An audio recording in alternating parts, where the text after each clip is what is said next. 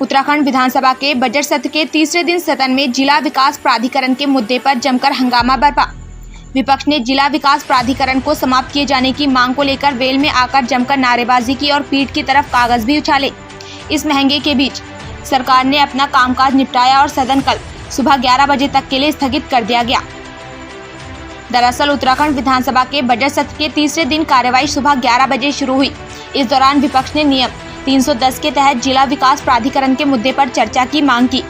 हालांकि पीठ द्वारा इसे नियम 58 के तहत स्वीकारा।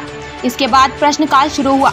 भोजन अवकाश के बाद दोपहर 3 बजे जब सदन की कार्यवाही फिर से शुरू हुई तो विपक्ष ने जिला विकास प्राधिकरण के मुद्दे को सदन में चर्चा के लिए उठाया। सरकार के जवाब में असंतुष्ट विपक्ष नारेबाजी करता हुआ वेल में आ गया। विपक्ष के हंगामे के चलते पहले तो बजट पर सामान्य चर्चा जारी रखी गई, लेकिन बाद में हंगामा बढ़ता देख सदन को 4 बजे तक के लिए स्थगित कर दिया गया। का तीसरा दिन है।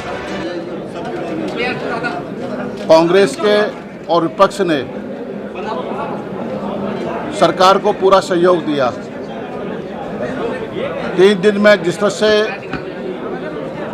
नियमों के तहत हमारे माननीय विधायकों द्वारा प्रश्न किए गए, चाहे नियम 58 हो और जो 310 के जो हमारे प्रश्न थे उसे भी नियम 58 में सुनने की माननीय अध्यक्ष जी ने अनुमति दी।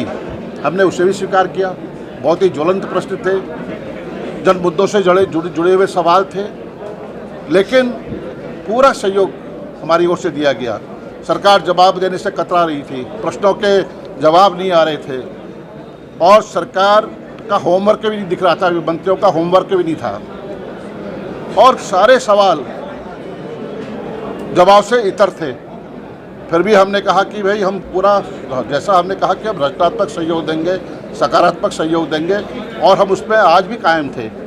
लेकिन जब आज 310 नियम 310 के तहत जिला विकास प्राधिकरण में जिस तरह का माहौल, जिस तरह का वातावरण बना है, सब कुछ अधिकारियों को सौंप दिया गया है, गरीबों का शोषण हो रहा है, खुलेआम लूट मची हुई है और इसमें सरकार ने आंखें बंद कर रखी हैं।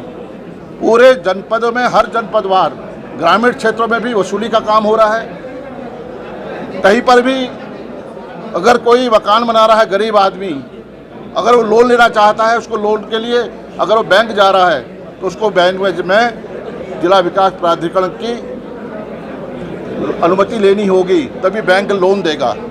हम चाहते थे कि इन्होंने एक कमेटी का गठन किया। पहले माननीय अध्यक्ष, तत्कालीन माननीय अध्यक्ष, वर्तमान में संसदीय कार्य मंत्री जी, उन्होंने पीठ से निर्देश दिया और एक समिति का गठन हुआ। समिति की रिपोर्ट आती है, वो सदन में ले होती है, उसके बाद दूसरी समिति का गठन करने का सरकार फैसला करती है।